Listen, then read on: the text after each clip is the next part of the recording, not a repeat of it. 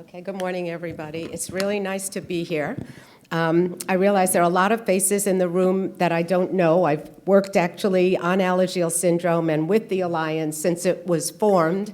I started my work on Alagille syndrome in 1992, so that predates many of you who are here. But I haven't been to too many symposiums over the last few years because I have a daughter who's still school age, and she goes to camp this weekend. And this year, she's old enough that her father's taking her, and I'm not going. So I'm so happy, very happy to be here. Okay, so I'll make sure I have my, okay. So my job this morning is to talk to you about genetics, and I'm gonna ramble a little bit through some basic concepts in genetics and talk about Alagille syndrome, and we'll sort of progress that way. If you have any questions, please raise your hand and ask them, because my goal is to communicate all this stuff to you, and I'm really happy to take any questions as we go along. So when we say something's genetic, what do we mean? And I think the first thing most people think about is it's genetic, it runs in families, and you don't have to do any DNA to know that. You can just know that certain things happen in your family. So this is just one example of and what I mean by that is that you know that, here it is. Can you see that? I can't see that, okay. So I'm going blind here because I can't see it, but you can see this is a mother and a daughter who are affected with Alagille syndrome. This is just showing you, your DNA is the genetic material. It's in all of your cells, and we're going to discuss that. And this is a pedigree, and this is just a stylized way that we geneticists present when you're looking at a family where squares are boys and circles are girls, and usually when it's filled in, that means someone has the disorder. And in this case, you can just see that down here, there's on the bottom, there are two children, one of whom is affected with some disease, and there's one who is not affected. That's what this indicates. Those are two girls, I think. And then you have this dad is affected, et cetera. So that's called a pedigree, and it's, as I said, a stylized way that we draw those out. So there are different patterns of inheritance, and one example of a pattern of inheritance is a recessive disease. And perhaps you've heard of cystic fibrosis, which I think most of you have, and PFIC, for example. And in a recessive disease, when you have your genes, and we're going to come back to that in a minute, but you have, in the case of Alagille syndrome, the gene that causes problems is JAGED1. And everyone has two copies, one that we got from our mom, one that we got from our dad. And in the case of a recessive disease, you have to have a problem or a mutation with both of them. So what you have here are two parents are unaffected, but they have 2 out of their 4 children who do have the disease. It's recessive. So you only have the disease if you get the mutated one from mom and the one with the mutation from dad. In contrast, the other common pattern of inheritance, and there are others, and I'm not going to go through all of those, is dominant. And when we say something is dominant, that usually means that if you have one bad copy, it's enough to give you symptoms of the disorder. Everyone in this room knows that's even more complicated with Alagille syndrome, and we'll get to that. But in general, in the simplistic terms, it's a dominant. You don't need both parents to be carrying one of the genes with a mutation. You just need one. They give it to you, and then you are set up to have symptoms of the disease. So a classic dominant inheritance pattern is where you have, in this case, grandfather has it, right? And again, boys and girls. And then that grandfather had 3 children, 2 of whom manifest it, because once you have one of those genes, every time you go to make a sperm if you're a male or an egg if you're a female, you have a 50% chance of putting in the chromosome with the mutation, right? Because we have 2 copies of chromosome 20, which is where the JAGED1 gene for Alagille syndrome is, and every egg gets 1 copy, and it's 50-50, it's random. So every time you go to have a child, it becomes 50-50, and here, in this case, 2 out of 3 in this generation had the gene, and then this dad passed it to one of his 2 children, okay? So that's concept 1 of genetics 101. So there's a lot of information these days when we talk about the human genome, right? So what is the human genome? So let's start by reminding ourselves that each human has about 100 trillion cells. So we have a lot of cells, 100 trillion. I can't even really picture that number. Every one of our cells has a complete copy of all of our DNA. 3 times 10 to the 9th base pairs, pieces of information. It's really an amazing engineering feat. That DNA is packed into 23 pairs of chromosomes, so it is really a packaging feat. 3 times 10 to the 9th base pairs of DNA packaged into 23 chromosomes in each of our 100 trillion cells. And I want to remind us all that we start as a single cell. Everybody starts, right? A sperm fertilizes an egg to make that initial, we call it a zygote. That's how life starts. And that initial zygote, which has one cell, now is going to divide like crazy in the miracle of life and gestation, and it truly is a miracle for those of us who have watched some videos of model organisms. So one cell, you copy that DNA into 100 trillion cells as you're developing. The human genome, so here's all this DNA packaged into these chromosomes. How many genes do we have? The human genome comprises about 25,000 genes. We still don't exactly know the correct answer, but that's sort of the ballpark, right? So jagged 1 is one of those 25,000 genes. Genes consist of a specific DNA sequence, and I'm going to just show you some examples just so we're all on the same page. And as I already said, those 3 billion base pairs are wrapped up tightly into every cell. So when we talk about genomics, there's genetics, which is the study of how things travel in families, and genomics is actually the scientific study of the whole genome. And since the time that I started in this field, the changes in genomics are unbelievable, and I'll just review that in a slide or two coming up. So as I said, when I started at the Children's Hospital of Philadelphia in 1992, and it was the kind of the dawn of the genomics era. And this is a picture of, probably some of you will recognize Ronald Reagan. And the 2 other people here, one of them is Pete Dominici, who was the senator from New Mexico, and the other was Alvin Trivelpiece, who was the head of the Department of Energy. Because surprisingly to me, when I went and looked this up, the Human Genome Project, which was somebody said, let's sequence the whole human genome. That was a novel idea. Nobody had been doing that before, and they said, let's get that information. Why did they want it? It wasn't the National Institutes of Health, actually. It was the Department of Energy. Anybody know what is in New Mexico that might have interested them in this project? The Los Alamos labs, right? So it was a nuclear facility, and they did a lot of testing of nuclear things, and they thought we want to be able to look at the effect of radiation on the genome. So because we knew that radiation could impact DNA, and they said, well, how are we going to know what we're looking at unless we have the full sequence? So I kind of think that's a fascinating start to all of this. But very soon after this was started, the NIH, the National Institutes of Health, said this is really critical for human health. And we need to know this, and it became a combined effort, and actually the NIH, or National Institutes of Health, really kind of took over in all of this. So that was in 1990, and between 1990 and today, the worlds are really just incredibly different. The NIH made a plan for what was going to happen. This was from a paper written by Eric Green, who's the head of the National Human Genome Research Institute. And he laid out what were the things that we were going to try to accomplish. And I can't actually, let's see, I speak loudly enough, maybe you can hear me.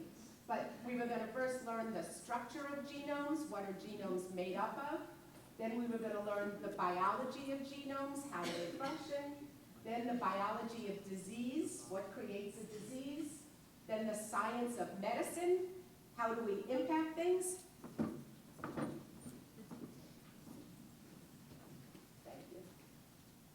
And then finally, the effectiveness of healthcare. So this is the goal of this project that was started in 1990, and I think the progress has been spectacular, actually. So I know that for people in this audience, it may be frustrating that we don't know enough, but we know so much more than we did when all of this was started. Okay, so as a result of this, and I just thought this might interest you guys to see this, this is a collection of what have we learned over these last years. And let's see if this is going to work. Is this working? Over there. Sorry? Over there. Oh, okay, that's not going to help. This is just showing you just a graph of since 1993, this is the rise in the number of disease genes, because the Human Genome Project was that impactful. So in 1990, we didn't know what the gene for Alagille syndrome was, but we didn't know the gene for a whole lot of diseases. And this progress is amazing. I think this is just really remarkable progress. So we are living in a very exciting time. This one's for this room. Sorry. Okay. Hello? Okay.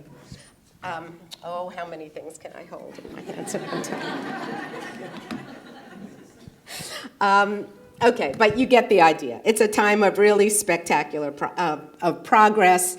And, you know, as a geneticist, it's always kind of funny for me to stand up here and talk to you because I do think we've made a lot of progress. In the time that I've had the pleasure to work on this disorder, we've learned a ton, and I feel really good about that, but I wish I could stand here and tell you that our work has made it so that your children itch less. We hope that understanding what we do, so for the geneticist, it's always a little hard. I think I'm not one of the people who takes care of your children or you directly, but nevertheless, I think this is really important work that's leading us, you know, along the way.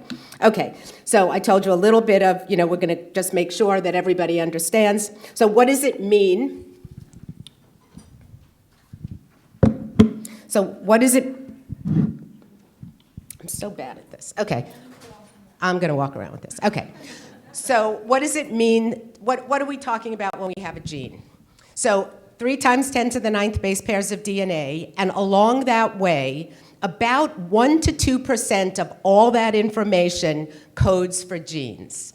And when we talk about genes, we're usually talking about DNA, usually, and I'm going to stick with some of the basics, we're talking about DNA that makes a protein.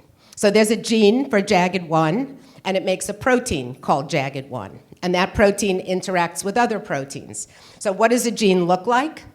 Genes are, it's so much more complicated than we ever thought, but just so you've heard these words. So here's an example of a fake gene, just a model gene. And there's a beginning that says, start here, start making this protein here. And that's called the promoter. Genes are not all lined up in one fell swoop for reasons that are not, we've made up reasons to explain it, but the facts are there's a piece of the gene that's going to go into making the protein, and then a piece that's just going to get clipped out, and another piece that's going to go into the protein, and a piece that gets clipped out. So they're actually kind of complicated looking. Jagged 1 has 26 exons, which is the part that's going to go into the protein. So here's a gene that has the part that's going to make protein and the clip out part, exon 2, et cetera. This DNA makes RNA, makes an RNA molecule, and that RNA molecule has all the introns clipped out. So now we have a nice compact, efficient piece of RNA, and this gets translated into a protein. So I know, may or may not be of interest, but just so you've heard it. DNA makes RNA makes protein. When we talk about mutations, and I'm going to show you that, we have mutations in the DNA, and it makes a protein that's not quite right for one reason or another. Okay, what do proteins do? Proteins do everything. Proteins are critical, and you know, we're always told to eat our protein, and what kinds of things do they do? They're enzymes that catalyze reactions, so all sorts of metabolic things that happen, it's the enzymes that do it. Proteins are structural proteins. They make up our hair, they make up our nails, they transport things in your blood, they send signals all around, they're antibodies when you're sick, they attack they attack foreign invaders in your body. They help your blood clot. They're messengers. Hormones are proteins. Receptors that receive a signal for a cell saying, do this now, digest this food, bring glucose into the cell. Everything, all of those things are proteins. Your muscles are made up of proteins. So they're the ones that's what allows you to contract, to move. So proteins do everything. They're really critical. DNA is the blueprint. Proteins are the ones that do the work, and RNA is the messenger that helps DNA turn into a protein. What does a gene look like? Genes are made up of, DNA is made up of 4 pieces of information, 4 bases: adenine, guanine, cytosine, thymine. So when you say, I had my genome sequenced, what does that really mean? It means I've got 3 times 10 to the 9th A, G, C, T, G, C, T, G, C. That's what it looks like. So that's, before you've interpreted anything, you just have a sequence that looks like that. Once you start to understand it and mark off, and usually this is done by a computer, now we can start looking at where are the pieces of a gene. And this is just a textbook example of the beta globin gene, which makes up the hemoglobin molecule. And here's an example where there's a part at the beginning that just orients and says, here's where we're going to start becoming a gene. Then you have the first amino acid that gets, the first DNA molecules that get translated. Then this pink stuff is all the introns I told you about. So this gene is information to make a protein, information that's going to get spliced out. The blue tells you, this is where we splice. The process of removing that piece is called splicing. But my point is, look at all the pieces of information. If you have a mess up here, you're not going to start making the gene. If you mess up the splice signals, you're not going to properly take out the piece you want. And if you mess up the part that's going to go into making the protein, you're going to make the wrong protein. So lots and lots of places in every gene that you can have an error. Okay, DNA said this already, DNA is transcribed into RNA, RNA is translated into proteins. Translation occurs in a triplet code, and maybe this is coming back if you've taken a biology course. 3 bases code for each amino acid. So that's the code, that's the DNA code. In the parts of the DNA that are going to make protein, every 3 bases is a key, is translated and says, put this amino acid into this protein.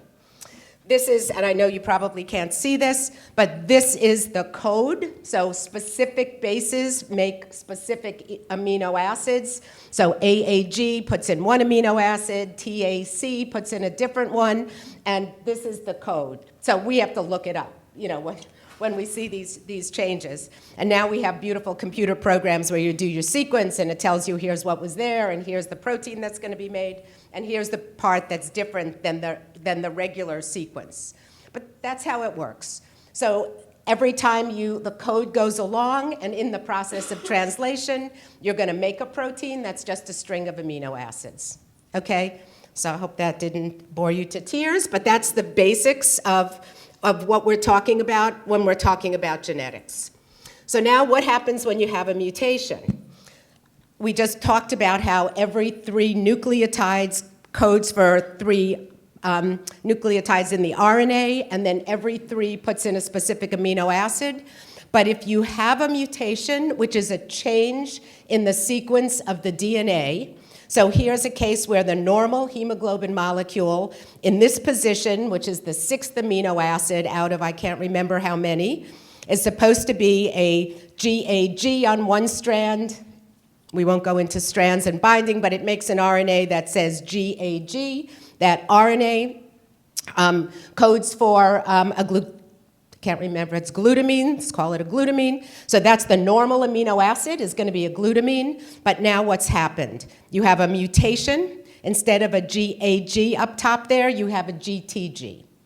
One nucleotide got changed, and now you're going to make a different RNA. Your codon is GUG, and that codes for valine. And in this case, every time you have a valine in position 6 of hemoglobin, you have sickle cell anemia. That is the mutation that causes the disease sickle cell anemia, which probably you've heard of. It's one of the more common genetic diseases. Okay? So that's what we mean when we say that we have a mutation. Okay, so now Alagille syndrome, you've already seen this gentleman's picture. This is Daniel Alagille.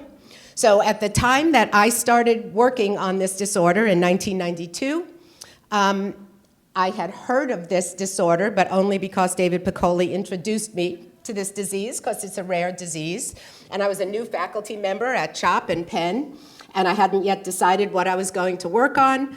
And he came to talk to me actually through his boss, through the head of pathology, who was my boss, who came into my office and brought me a stack of papers literally this big.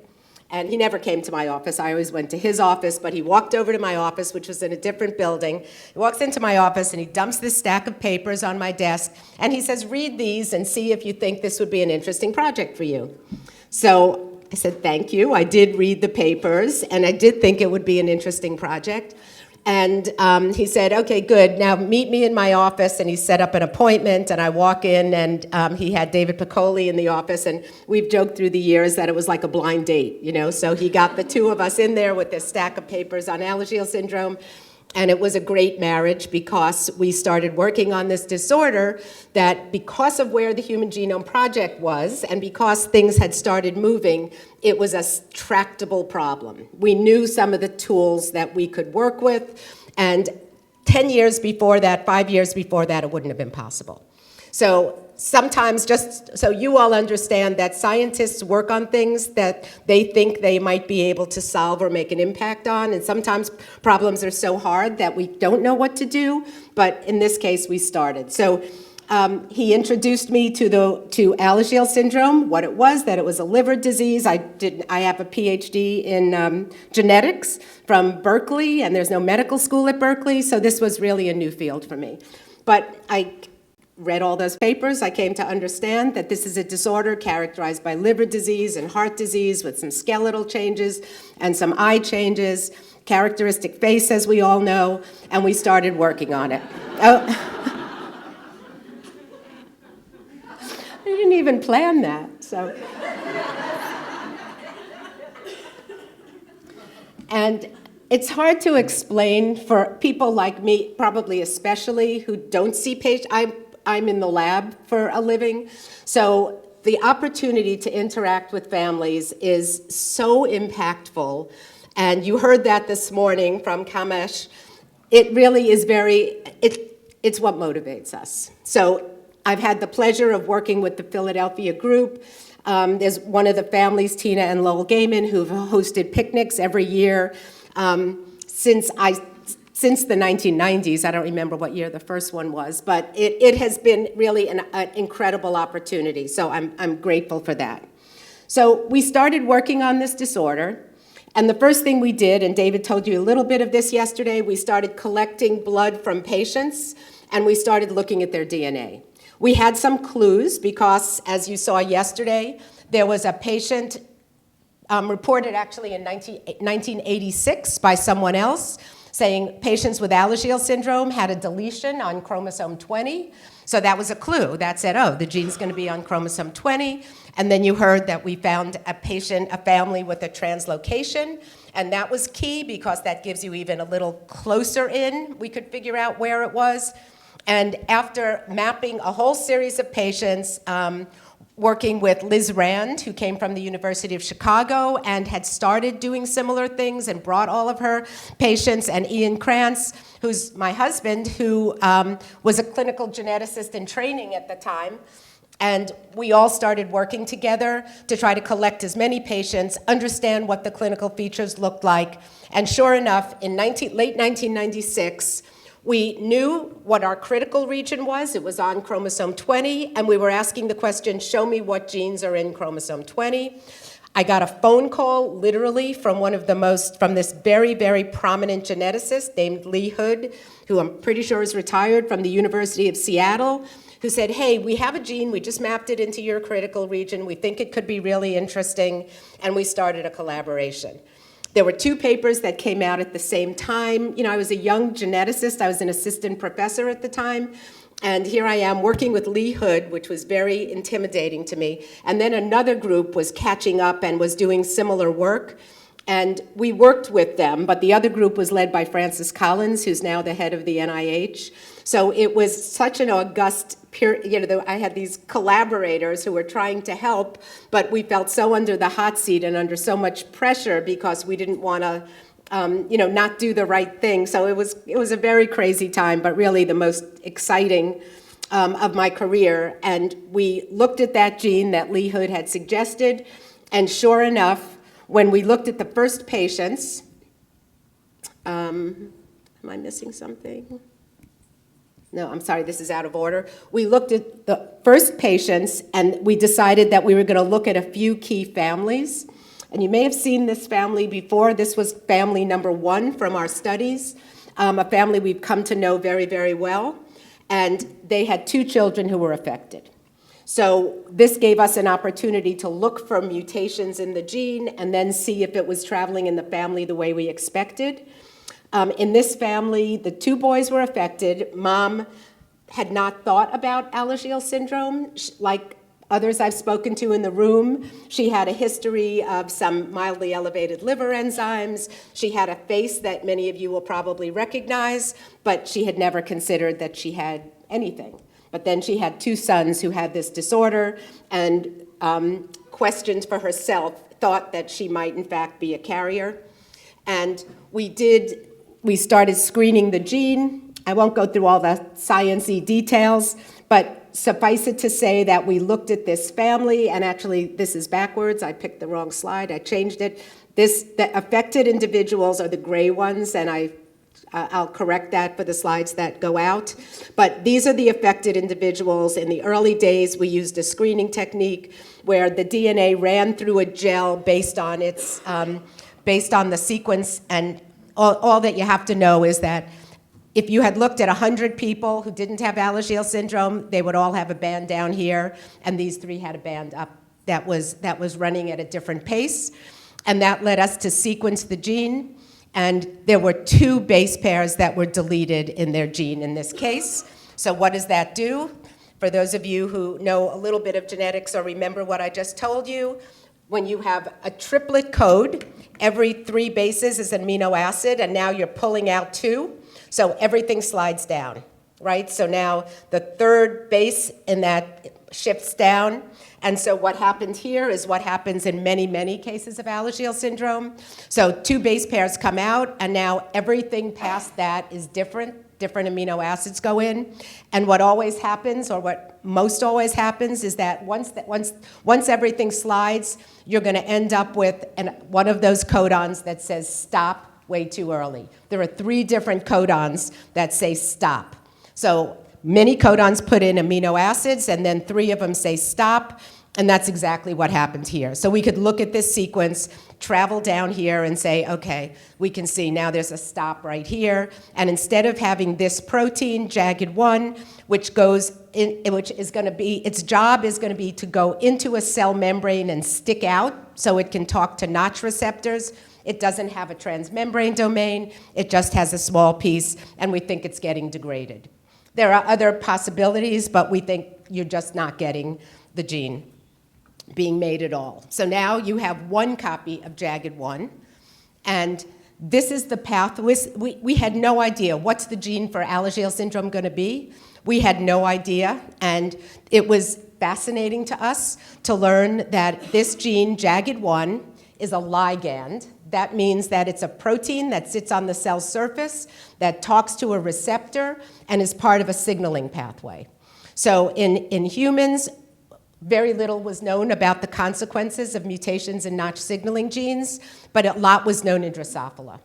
So in 1980, Spiros Artabanus-Sakonis had cloned the Notch gene from Drosophila, and it was called Notch because this is a normal fly wing, and these fly wings had a little notch taken out of them. This is a different type of mutation in the Notch signaling pathway. So this is why I think that research, you need all the pieces, because there's so much more you can study in fruit flies than you can in humans, because you can mate them, you can grind them up, you can look at their proteins. It sounds a little gruesome, but it is so critical. So much of what we know comes from that kind of basic research. And what I have learned in my career is that you need all the pieces. You need all the pieces. You need the clinicians making identifications. You need translational researchers like myself that take blood from patients and try to understand what's wrong. And then you need the scientists at every level who are doing this work. And I can't stress that enough. It's not just the human researchers who are going to solve these kinds of things. So this was very exciting because this is a basic signaling pathway that, as you heard yesterday, controls development and cell fate. Right? Again, you start from one cell, and you're going to turn into a person with a liver and a heart and skin, and like, how do all of those things fall into place?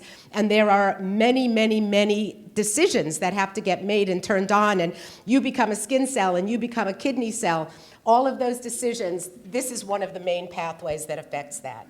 So this was really fascinating to us. We hadn't predicted it. We wouldn't have known what to predict, but that's where the mutations were. Fast forward, this was 1997. Fast forward to 2019. Melissa Gilbert is a scientist who's been working with me, and we just submitted a paper taking all the mutations that we've seen since we started doing this so that we could make a huge database so that everything we know is in published form. We just submitted this to Human Mutation, and it's getting reviewed right now. So this is showing you all the mutations we've seen in JAGED1. So point number one, it's a lot. There are a lot of different mutations. And some diseases, like achondroplasia, for example, there's one, maybe an exception or two, but there's one amino acid that is changed in everyone who has that disorder. So that's one example. Sometimes there are hotspots where there are a few places. In Alagille syndrome, the mutations are all over that part of the cell, the part of the protein that sits outside of the cell. It sticks into the membrane I told you, and that's down here. And there's a little part in the cell. We don't see any mutations there. But you can appreciate that this is a lot of different types of mutations. The color coding tells you what kind of mutation. Is it a mutation that puts in an early stop? Is it a frameshift mutation? Is it just one amino acid changed? So, all of the details don't so much matter, but lots and lots of different mutations. Do we think... Yep. Does each one of those things represent different symptoms or? So that was one of the first questions we asked. Does it matter which mutation you have? We don't see any, we call it genotype-phenotype correlation. Whatever your mutation is does not seem to correlate with what your symptoms are. And I'll tell you a little bit about our attempts to try to understand that. And we predicted that early on because that family 1 that I showed you, who I know is similar to families who are here. Cracks me up that my phone rings on my wrist now. But, family 1 who is similar, mom was so mild, right? She didn't know that she was affected. So we told her after her sons got their diagnosis. So she didn't have, any of the obvious things that her children had. I think both of her sons have gone on to have liver transplants. They had a really different picture. So we said, okay, it's not going to be the mutation because she has the same exact mutation that they have. And we know that. We've looked at it. But we would predict it. That's usually how genetics works. Sometimes there are changes from generation to generation, but not usually. So we've been studying this now for years, and we do think that Alagille syndrome is caused by not having enough JAGED1. As I said, there are some others who have different hypotheses. I haven't come to see that yet, because you can have a deletion of the whole gene. Your gene's just missing. You have a piece of your chromosome missing. You still have the same picture of Alagille syndrome. So anything that knocks out one copy gives you Alagille syndrome. And Jennifer Morissette, who worked in my lab in the early 2000s, did some really nice studies showing us that we got the cover picture for the journal Human Molecular Genetics that month. And here's JAGED1 in green. Its normal job is to sit out on the cell surface and signal with Notch. But in some of the mutations we had looked at, it never gets out there. It's just the way that these things work is that the protein gets made in the nucleus, and then it's going to have to get sent to where it needs to go. Some proteins do their work in the nucleus, some in the cytoplasm, some out on the cell surface. Jagged is supposed to go out onto the cell surface, but even those proteins that only have one amino acid wrong, they don't get out there. So we think that it's just a matter of you don't have enough, which, when you think about it, so one possible treatment idea might be to say, well, you've still got a good copy. Can we boost that one up? And I think those are some of the thoughts that we have for those who are working on treatment. So we'll come back to that at the end. So the next thing that you always have to do, so this was a really exciting moment to be able to say we found the gene. We can find your mutations. So right there, that was an advance, that was significant, because now we can give you a diagnosis. And while we couldn't yet cure anything, you can get a diagnosis, you can learn if your other family members are at risk, you could have prenatal diagnosis to see if a future child is going to have the JAGED1 mutation. So that is, to geneticists, this is something that we can help at least to provide this information, even though we couldn't yet change anything. But if you want to start understanding what causes the disease and what's happening, you have to have a model. And so step one was to try and make a mouse model in the mouse, which is very typical. And the first mouse models didn't have Alagille syndrome. And this was the work of a guy named Tom Gridley, who's still involved in the field. In fact, he's been working he and I have been reviewing some of the grants that the Alagille Accelerator program has been offering. The JAG1 mouse didn't have the Alagille syndrome phenotype, but he made a combination of a JAGED1 and a Notch2 mouse, and that mouse had Alagille syndrome. Now, it's gotten a little more complicated, and we heard from Hamid, I never say his name right, Hamid Jafar, anyway, I'm just going to get it wrong, but Hamid. Hamid has made other mice that do phenocopy, so this work is actually ongoing. He's an investigator at the Baylor College of Medicine. He was here for the scientific symposium. This is work that's ongoing, but this was a critical clue for us, because here Notch2 combined with JAGED1 gave Alagille symptoms in this mouse. So we went on to say, well, I wonder what Notch2 does in humans, and this led us to look at screening some of our families who didn't have any mutations in JAGED1 for Notch2. We published in 2006, I guess, that we found 2 families that had mutations in Notch2. So now we had 2 genes for Alagille syndrome. When we look at Notch2 puzzles me. There are so many fewer mutations in Notch2. This is an area of active research to try to understand this. But compared to that crazy, picture that you saw in JAG1, there are just a lot fewer mutations in Notch2. There are different types of mutations. Most of the JAG1 mutations just lead to a protein that either gets cut off too soon or doesn't get out to the cell surface. We're not sure what's going on here yet. But nevertheless, we do have, whereas we have 300, in our database, we have 386 mutations in JAG1, we have 19 in Notch2. So it's just not well enough understood, and it's an area that we're all working on.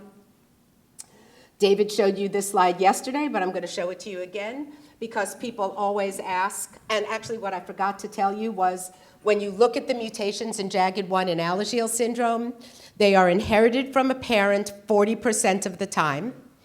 They are new, or de novo, 60% of the time.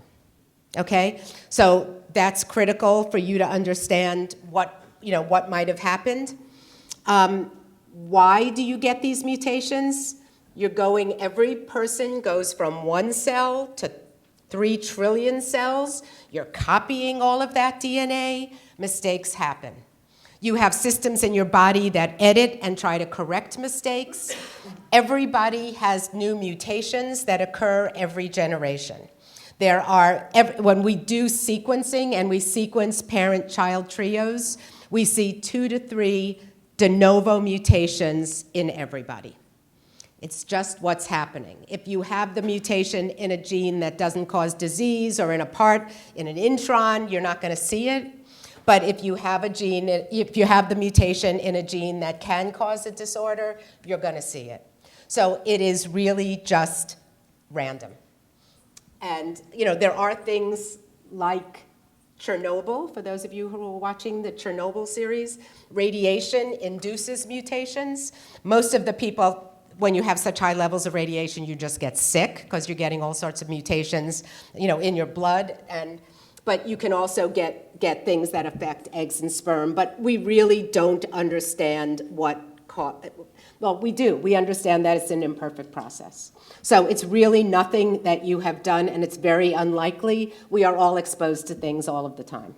And we know that there's just an error rate that happens. So we really think that it's just a random process.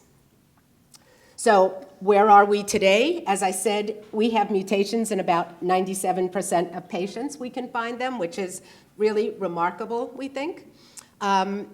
There are lots of 306 unique mutations in 401 programs. Probands are the person who brings you to attention. So in most cases, it's your child. You come in because this child is sick, and then you look at the rest of the family. So sometimes we find the proband, find that person's mutation, and then we can go back and look in the family. There may be others who are similarly affected. But we have 306 mutations and 401 probands because there are some that recur a little more frequently than others. They're mostly in JAG1, about 94%, 2.5% in Notch2, and we have a small group of patients who are negative. If there's anyone here who doesn't have a mutation, who's been told they have Alagille syndrome, who doesn't have a mutation, come talk to us because we're trying to solve those. So we would be interested in seeing if we could get a DNA sample so that we could add that to the group that we're working on. But it's a pretty good mutation rate, so I think from the diagnostic standpoint, we're in pretty good shape.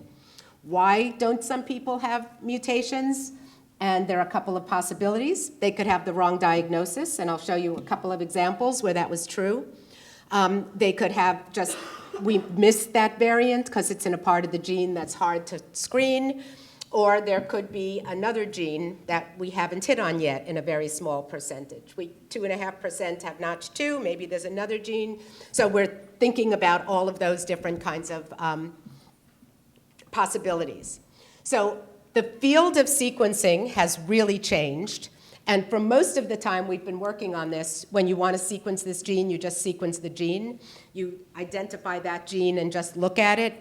In today's world, we have techniques like exome sequencing or genome sequencing, where you just look at all of the genes and then focus on the ones that you want. So we did that for some of the patients that we didn't have mutations in. This is Ramki Rajagopalan, who's a bioinformaticist. He's a PhD candidate now, and he's a lovely guy who's super smart. And we did a small number of patients. In the first 8, we did exome sequencing. Exome is a technique where instead of sequencing everything, we only sequence the parts of the genes that are going to go make proteins. It's a complicated technique, but now very standardized. So just suffice it to say that when we did that, we found one patient had PFIC and not Alagille syndrome. We had one patient who had a very rare disease called renal hepatic pancreatic dysplasia. This was in 2 brothers who had died, so they actually had a slightly different, a more severe kind of a phenotype, so it wasn't totally surprising. So in our population, 2 out of 8 had the wrong diagnosis. Then we did another technique where you sequence the whole genome, and we found 2 more patients that had mutations that were hard to find. So things are getting better. Then we're looking harder, and new techniques are coming on board, so we're hoping to fill in all of those gaps. So now that we've had all of this information for so long, what have we learned? Yes? The other 4 in that study, are they just a mystery then? They're still a mystery. Okay. Yes, we're working on it. Just checking. Yeah. So what have we learned? Having the molecular test allowed us to look in families, and this is how we started to see, oh, you don't really have all the features of Alagille syndrome, but you do have the gene mutation. And then when we looked harder, we said, oh, you actually have the facial features, and now we know it's because you have this gene mutation. So as we started screening more and more people, we learned that at first we thought that 95% of patients with Alagille syndrome, or This is why there's this confusion. What's Alagille syndrome? Is it having all the clinical features, or is it having a JAG1 mutation? And it's really a semantic argument, but it now means that if you have a child with a JAG1 mutation, you don't really know, are they going to be mild or are they going to be severe? It depends on how they come to your attention.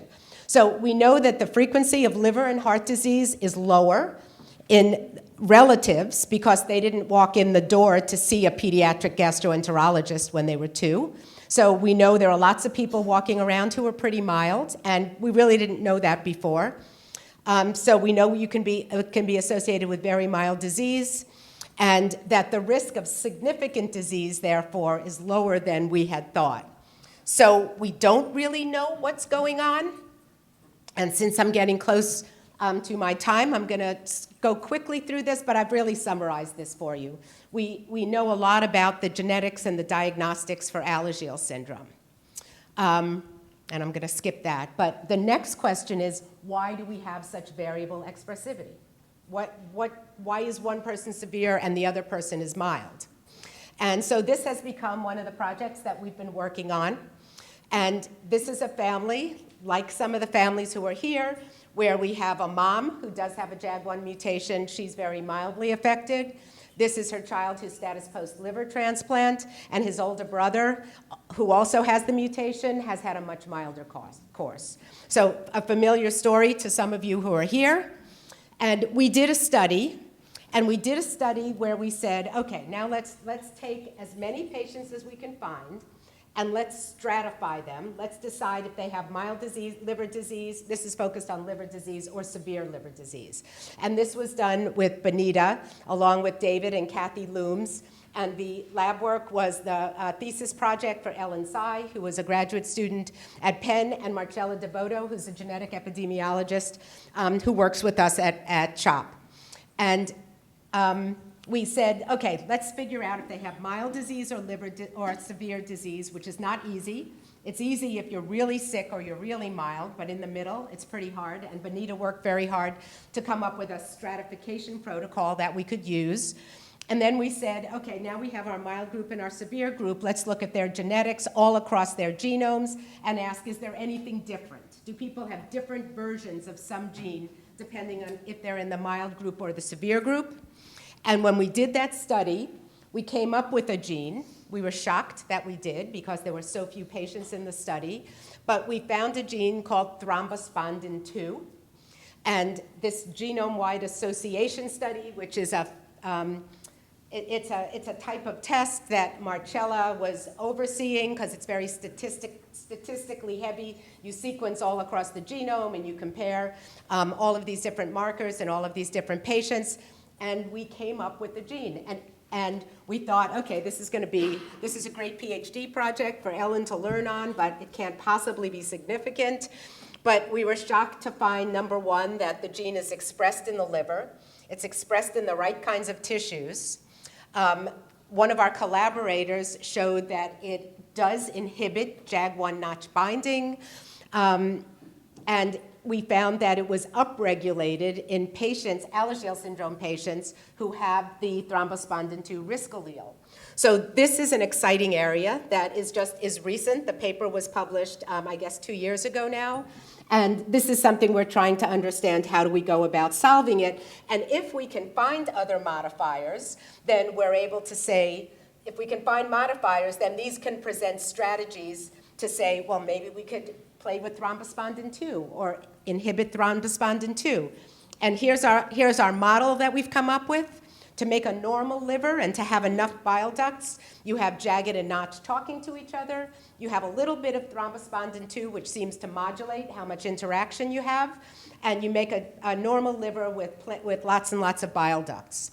If you have an Alagille syndrome, you have a little less JAG1, so you have a little less JAG1 notch 2 signaling, and then you have a little bit less of a robust bile duct network. But if you have too much thrombospondin 2, now you have less JAG1 signaling to notch, and you're inhibiting more, and you end up with an even thinner. So it's a hypothesis, and we're working to try to understand it. This is being followed up funding from the Alagille Accelerator Grant. This is Melissa Gilbert, who was awarded a grant last year. And I just want to say that she's working with Ben Wilkins, who's a pathologist at CHOP, and James Nasser, who's a Penn undergraduate who's just graduating. And they're working with our zebrafish core, and they're working to study this in zebrafish. Okay, so I'm running out of time. Now we have a gene. We're hoping to use it to understand what's happening. How do you, what can you do when you want to get tested? What happens if you have one child with Alagille syndrome and you want to think about additional testing? You always have to start by identifying the mutation in your proband. The original person, we know they have Alagille syndrome. You find the mutation. And the next step is to screen parents, because you want to know, are you in the 40% where it's inherited or the 60% where it's de novo, because that's going to make a big difference in terms of your recurrence risk, or maybe the recurrence risk for your siblings who might also be having children. You're going to screen additional family members, and prenatal diagnosis is available if a mutation is found within a family. You can't predict how severe the disease is going to be, and you've seen that. We all know that. We have the same mutation, and we're working on it, but we can't predict it yet. So strategies, I'm just going to browse through so they don't yell at me, because I'm going to get yelled at. Clinically investigate each parent, identify the gene in the patient. If a gene is identified, search in parents and other relatives. So now you can do prenatal testing, and this is, of course, controversial and getting more controversial, but there are several invasive types of techniques where I personally had 3 amnios when I had my 3 children. But you can go sample during the pregnancy, take some tissue either in a CVS from the placenta, you're sampling the placenta, or an amnio, and you can get samples from the fetus, and you can say, does this child have the mutation? This is just a picture of the amniocentesis, which looks oh so scary, but miraculously, it was really not a big deal. As I said, I've had it. And then you can find out prenatally if you're carrying a child with that mutation, and what you do with it is going to depend on your own ethical beliefs and where you live, et cetera. But there certainly are some people who are okay with terminating a pregnancy in that case. The other technique which has been used, which is better for many, many people, is something called preimplantation genetic diagnosis. And this is a technique where I know I'm a carrier. So I have my eggs get harvested. They pull out some of my eggs. Fertilization occurs in vitro. In vitro fertilization is a common technique these days. And then you have, let's say, 8 embryos that are growing up in the lab. And you can test those embryos. You can actually remove 1 cell to test those embryos as they're developing, and then you only put back the one or 2 that don't have a mutation. And this is, these are slides from, this is just some of the techniques. I don't have to really worry about it. This is a case that was done on a patient who had a deletion of the JAG1 gene. And in this case, we were able, and my lab didn't do this, but they were able to actually see the embryos that had a deletion. This is showing you the deletion is on 1 chromosome 20. The red's just marking. The red is where, I guess they're 2 different colors, so I apologize. But you can just go back and look at chromosome 20 and say, are there 2 signals, a control and the normal, and the JAG1, or is 1 missing? And in this case, the family that I'm describing to you had 1 child with Alagille syndrome, and then they used preimplantation genetic diagnosis, and their 2nd child was born without Alagille syndrome. So these are, if you are thinking about any of these things, talk to your OBGYN. There are a lot of new things that are on the horizon. This is a paper that Ian and I did a review of.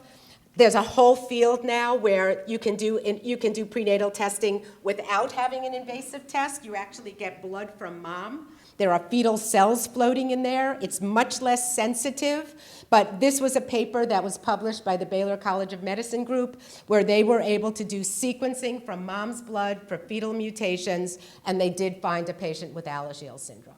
So I'm just throwing this out there. If you are interested, make sure you have an OBGYN who can keep you up to date on everything that's happened if you're interested in this. So in closing,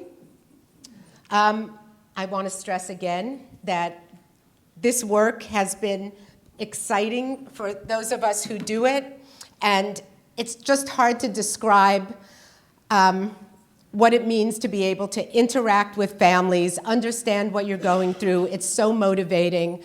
I work with really great people, as you've seen here, because the group, and it's not even just the group at CHOP, although the group at CHOP is spectacular. It's a group of very smart, very dedicated physicians and clinicians who do this. And I think the answers have to come from this intersection. And actually, my next one, I'll have commercial on here too, because I think these are all of the pieces. How do you make the observations, use them in a way to solve the problems, come up with new treatments, and bring them onto the market?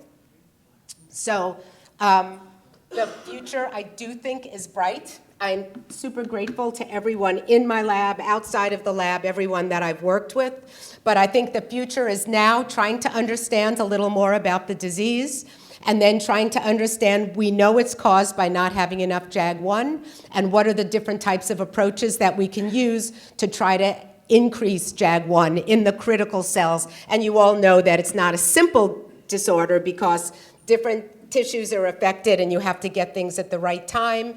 But I think it should be possible, and I think it's very exciting to have people from industry who are bringing on some technologies that they've developed where they want to try to help with treatment of, and possible moving us forward for some of these disorders. So thank you. And I don't know if there's time for questions, but I'm around. Thank you, I'm happy to Nancy. answer anything. Thank you.